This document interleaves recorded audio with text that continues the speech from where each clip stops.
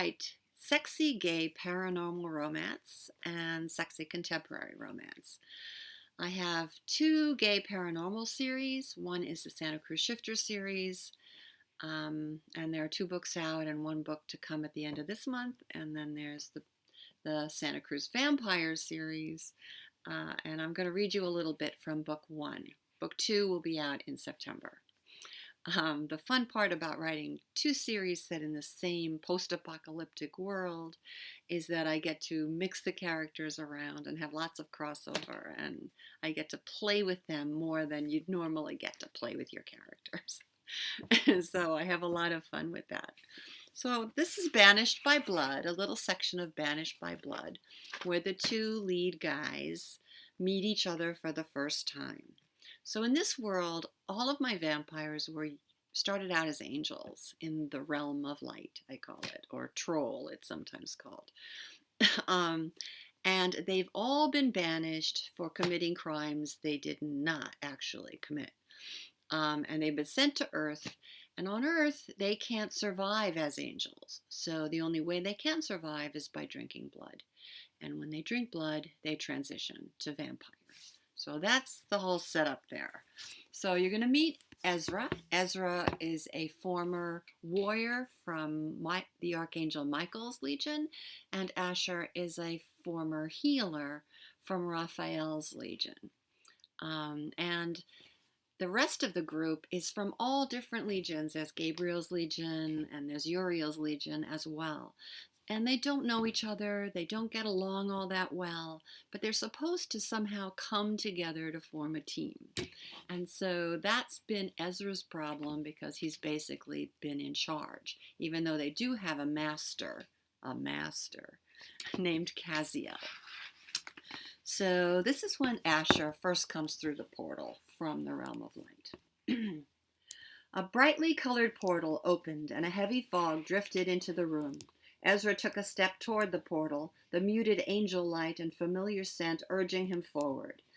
Kaziel yanked him back as an unconscious male tumbled onto the center of a circular multicolored rug, a puff of dust rising when he landed belly down. The portal disappeared, and the two males approached their newest team member.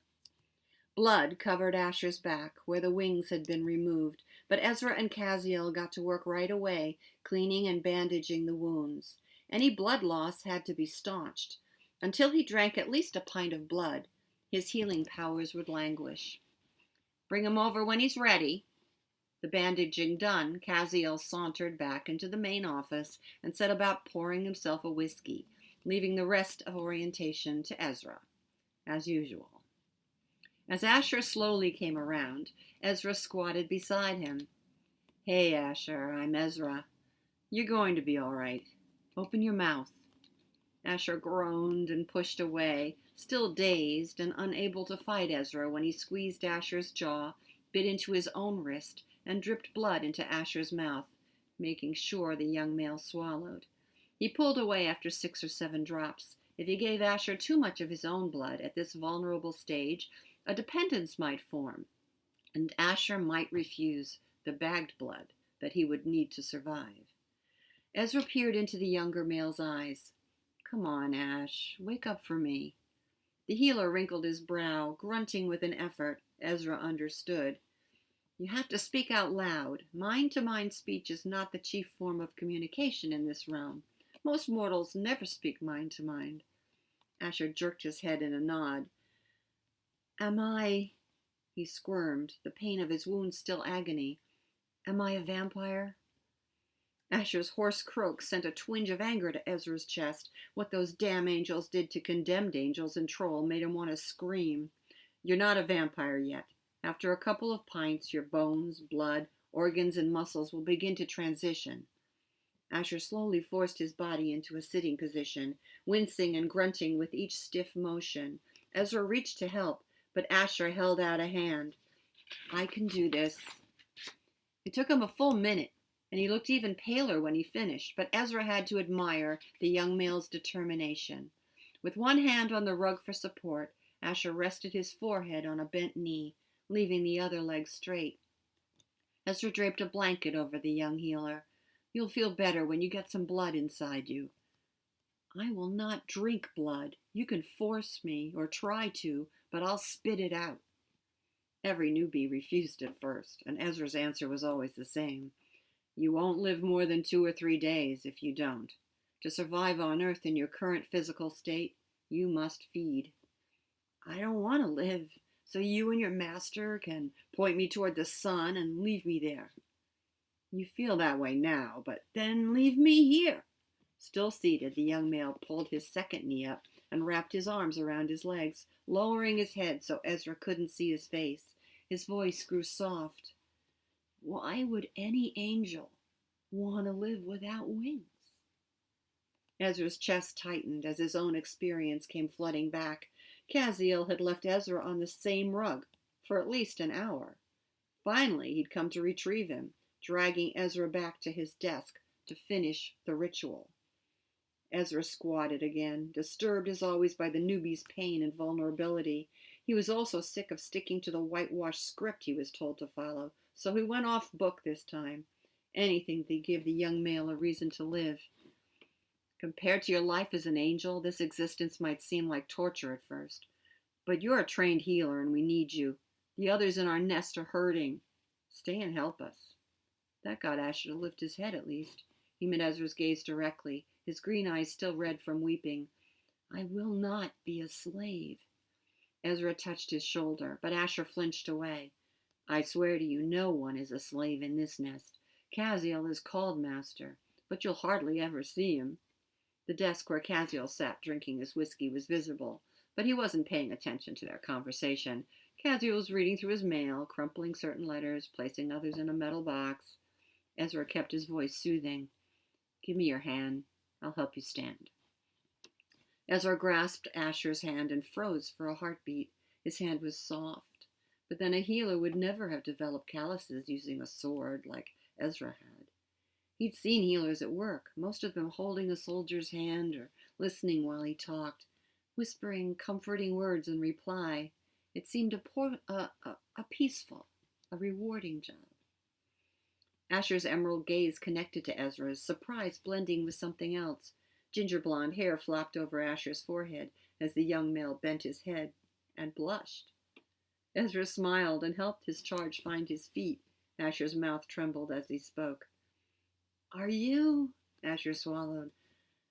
You are, right? Ezekiel, Michael's third in command? He frowned suddenly and tried to step away. When he wobbled, Ezra stopped him from toppling over with a hand on his shoulder. Asher shrugged it off. Ariel said to give you his love. Asher jerked his face toward the wall, showing Ezra his profile and an angry expression. Why was Ariel there? He was in charge. He ordered another guy to... He held up a single blood-splattered feather. The bright green vein was edged in shiny pearl, the usual colors for a member of Raphael's legion. A touch of silver at the tip made it sparkle in the sunlight, or it would if he were able to be outside during daylight. The shade marked him as an expert healer. Ariel never had anything to do with the ritual of excision when I knew him. Asher blinked rapidly to stem his tears. He laughed while the guard tore them out. They dissolved like salt in a warm puddle, as if they meant nothing. The guard was also from Michael's legion? Asher nodded. They threw them on the floor. Asher's hands clutched at the blanket, his green irises darkening as his pupils grew larger. Fury had replaced Asher's fear. Ezra gritted his teeth and nodded curtly. Anger would get the healer through the next hours. It was good. It was good to see him furious. Small cruelties were common in Michael's legion, but Asher had been tortured simply to send a message. Ezra's hand strayed to his belt automatically as his eyes scanned the place where the portal had appeared. He slammed the wall in frustration with the side of his fist, then turned back to the young healer. Listen to me. Ariel is my enemy. What he did to you is barbaric and against the laws of Troll. But weren't you lovers? Asher took a step closer to Ezra, the hand not clutching the blanket curling into a fist, his body trembling. Ezra grasped him by both shoulders to hold him steady. I'm in the mortal realm and living as a vampire because Ariel lied about me. He accused me of a vicious attack, a dishonorable act I would rather have died than perform. Ezra retrieved clothes from a cabinet and helped Asher dress in sweatpants and a t-shirt that proclaimed in purple paint, "Today is my first day to suck." Under that was a cartoon picture of a male with long fangs wearing a hoodie that said Team V. The design had been Reuben's idea. Ezra smiled. They were his team, his responsibility. He wanted the best for all of them. If only they'd see that and cooperate once in a while. Asher ran his gaze over the t-shirt. "You call yourselves Team V?" "Reuben's idea. Maybe we'll come up with a real name when they start behaving like an actual team." Okay, so that's Banished by Blood. Santa Cruz Vampires 1. Again, I'm so excited to be here on the Scream app. It's great. And I'm looking forward to reading some of the books that some of the other authors are putting together. So yay, Scream. Congratulations.